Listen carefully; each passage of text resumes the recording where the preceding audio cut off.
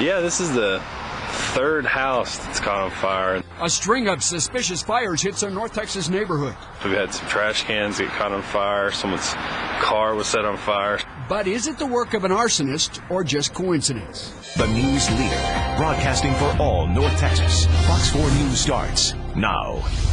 Good evening, I'm Richard Ray. Flames have become a familiar sight for some Frisco neighbors. Some are so concerned after a third home burned that they're thinking about moving. Here's a look at how close these fires have been. The first was in May, then early this morning.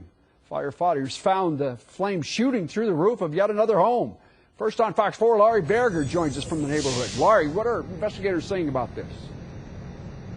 Well, they're calling this a suspicious fire, and you can see the damage that was done here. The facade is still standing, but the roof behind it has been burned completely away. The neighborhood has gone from being concerned to downright scared. That was a pretty big fire. Residents of this Frisco neighborhood were awakened early Sunday morning to the sound of sirens. It was emitting flames that were probably 30, 40 feet above the top of the house for a period of time, and once they got it controlled pretty quickly. But it was one of the bigger ones I've ever seen, especially in a home. I mean, I've never seen that, so it was pretty concerning.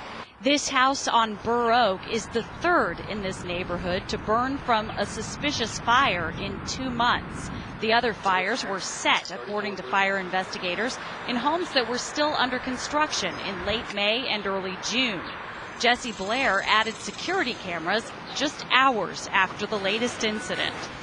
We're upgrading our security system. We just added outside cameras today, and then, making sure that everything inside the house are loaded and taken care of. So but it's a concern. Along with the house fires, investigators are also looking into who set a garbage can and a car on fire. So far, no one's been hurt.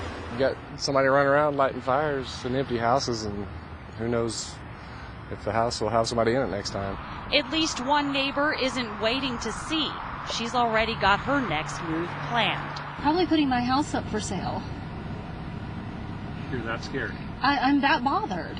I mean, I've already had some neighborhood friends that have already sold their house and moved out. And the fire marshal from Frisco, also the state fire marshal, will out here until the evening hours. They said there were signs inside that made them suspicious that this was not an accident. However, there's more to be done. It's early on in the investigation, they say, and they stopped short of calling it arson. Rich? Laurie, what are investigators saying about those other two house fires? Do they believe those are connected to this latest one? Actually, today they said they didn't want to go that far in their assessment of it.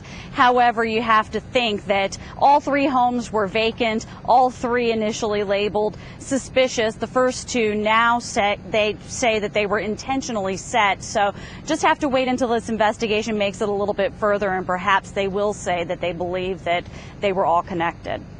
Thanks, Laurie Berger in Frisco tonight.